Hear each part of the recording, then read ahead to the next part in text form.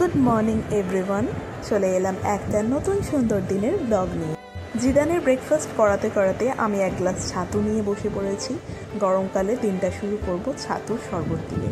তারপরে দুজনে আমরা রেডি হয়ে গেছি। আমরা এখন যাব জিদানের জন্যে ফার্স্ট প্লে স্কুল দেখতে। দেখতে দেখতে জিদানের বয়স 1.5 বছর হয়ে গেছে, আর এখন থেকে আমরা শুরু করলাম ওর জন্য প্লে স্কুল খোঁজা। যেহেতু শিলিগুড়িতে আমরা একাই ওকে বড় করছি, সেই কারণে এখন থেকেই ওকে প্লে স্কুলে দেওয়ার কারণ হলো সোশ্যালাইজেশন যাতে ওর খুব ভালোভাবে হয়। সেটা আমি বাড়িতে প্রোভাইড করতে পারবো না, বা নিচে পার্কে নিয়ে গিয়েও করাতে পারবো না। ওটা একমাত্র সম্ভব যখন আমি ওকে ওর সমবয়সী বাচ্চাদের সাথে কিছুক্ষণের জন্য সময় কাটাতে দেব। আর সেটার জন্যই আমার দরকার একটা স্কুল, যেখানে গেলে ও খেলাধুলার মাধ্যমে বন্ধুদের সাথে বিভিন্ন ধরনের অ্যাক্টিভিটি শিখতে পারবে। আর্লি চাইল্ড এডুকেশনের মধ্যে অনেকগুলো মেথড রয়েছে, তার মধ্যে সবচেয়ে পপুলার এবং সবচেয়ে ভালো মেথড এই বয়সে, মানে 1.5 থেকে 2.5 বছর বাচ্চাদের জন্য হচ্ছে গিয়ে প্লে বেসড লার্নিং, বা খেলার মাধ্যমে যে শেখা, খেলাভিত্তিক শিক্ষা যাকে বলা হয় সেটা। তো আমি এই ধরনেরই স্কুল খুঁজছিলাম যেটাতে আমি ওকে এই প্লে বেসড লার্নিংটা শেখাতে পারি। এটা আমার বাড়ির সবচেয়ে কাছে হলেও এখানের পরিবেশটা বেশ ভালো, তবুও আমি এটাকে রিজেক্ট করলাম। তার কারণ এখানে মন্টেসরি মেথডকে ফলো করা হলেও কিছু কিছু জিনিস এখানে একেবারেই ওই প্রসেসে করছে না ওরা। আমি যেহেতু ট্রেন্ড প্রি স্কুল টিচার, আমি জানি মেথডটা কী, তো আমি এই স্কুলটাকে রিজেক্ট করলাম। এরপরে আরও কিছু স্কুল আমাদের শর্টলিস্ট করা রয়েছে। নেক্সট দিন আমরা যাব আবারও সেখানে দেখতে, তোমাদের সাথেও শেয়ার করব। তো এই স্কুলটা ভালো মতন দেখা আমাদের হয়ে গেছে। তারপর আমরা বাড়িতে চলে আসছি এবং জিদানের লাঞ্চের সময় হয়ে গিয়েছে। তো বাড়ি আসা মাত্র ওকে লাঞ্চ করিয়ে দেবো। দেখো স্কুলের ডিস্টেন্স, এই যে স্কুলটা আর এই যে আমাদের ফ্ল্যাটটা, একদম ফ্ল্যাটের পেছনে, জাস্ট ওয়াকিং ডিস্টেন্স। বাড়িতে এসে জিদানের খাওয়া দাওয়া হয়ে গেছে। এখন ও খাচ্ছে ফ্রুট নিবলারের মাধ্যমে। ওর বেশ ভালো লাগে এটা, ও এইভাবে খাওয়াটা এনজয় করে। তারপরে আমরা আমাদের লাঞ্চ নিয়ে বসবো। তো এই সময় ওকে এঙ্গেজ করে দিলাম কিছু টয়েস দিয়ে, এবং আমাদের খাওয়া দাওয়া আমরা শুরু করে দিলাম। আমি তো যাওয়ার আগে রান্না করে রেখে দিয়ে গিয়েছিলাম। আর এখানে খুব একটা গরম বলতে হালকা একটু গরম এখন পড়া শুরু হয়েছে, জানি না কতদিন গরমটা স্টে করবে।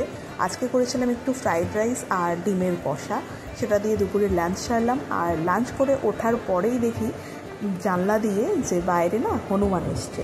আর আমাদের কিছু পাউরুটি ছিল বাড়িতে, সেটা আমরা জানলা দিয়ে দিচ্ছিলাম একটু ভয় ভয়ে, যেহেতু গ্রিল নেই, হট করে যদি চলে আসে। কিন্তু ওরা একেবারেই খুব ভদ্র সভ্য এবং খুব শান্ত, দেখলাম যে ওরা ওখানেই ছিল। এবং জিদানও বেশ এনজয় করছিল ওদেরকে দেখে। অনেকক্ষণ ওরা ছিল, এবং এরপরে চলে যাওয়ার পরে জিদানের হঠাৎ মন করেছে এখন পড়াশোনা করবে। ও এখন যখন তখন বই নিয়ে আসে এবং পিকচার্সের নেমগুলো আমাকে জিজ্ঞাসা করে। আমি বারবার বলে দিই, ও আস্তে আস্তে করে বলার চেষ্টা করছে। ডেফিনেটলি খুব তাড়াতাড়ি হয়তো শিখে যাবে, আমি এটাই চাই। তো এই রকমভাবে পুরো দুপুরটা আমাদের কাটলো। বিকেলের দিকে গিয়ে জিদানের ঘুম এলো, এবং অনেকটা দেরি করেও আজকে ঘুম হলো। যদিও অন টাইম আমাদের খাওয়া দাওয়া হয়ে গিয়েছিলো, জিদানেরও হয়ে গিয়েছিলো, তার সাথেও ঘুমায়নি। এবং আমি ওকে জোর করে কখনোই ঘুম পাড়াই না। ওর যখন খেলতে ইচ্ছা হয় ও ততক্ষণ খেলে, এবং টায়ার্ড হয়ে গেলে ও নিজেই চলে আসে। সেই জন্য আমি ওয়েট করি ওর টায়ার্ড হওয়া অবধি। তো এরপরে দেখলাম বেশ ঝমঝমিয়ে বাইরে বৃষ্টি নামলো, এবং সন্ধে হয়ে আসছে অলমোস্ট, প্রায় বাজে 4:30। এই সময় জিদান গেল ঘুমিয়ে। দেখো খুব টায়ার্ড হয়ে গেছে, টায়ার্ড হয়ে গিয়ে ঘুমিয়ে পড়েছে। তো ভাবলাম ঠিক আছে, চলো এই সময় আমি একটু রেস্ট নিই, কারণ জিদান যখন ঘুমায় শুধু ওইটুকু সময় আমি পাই নিজেকে চার্জ আপ করার জন্যে, সেটাই করে নিই। ও যখন ঘুমায় আমি অন্য কোনো কাজ করি না, আমি রেস্ট করি। এরপরে বিকেলবেলায় ও যখন উঠে গেল, প্রায় সন্ধে হয়ে এসছে, দেখো 6:30 বাজতে যায়। এই সময় বাড়ির সামনে একটু এসছিলাম ঘুরতে, তখন দেখলাম একটা ফুচকাওয়ালার গাড়ি যাচ্ছে।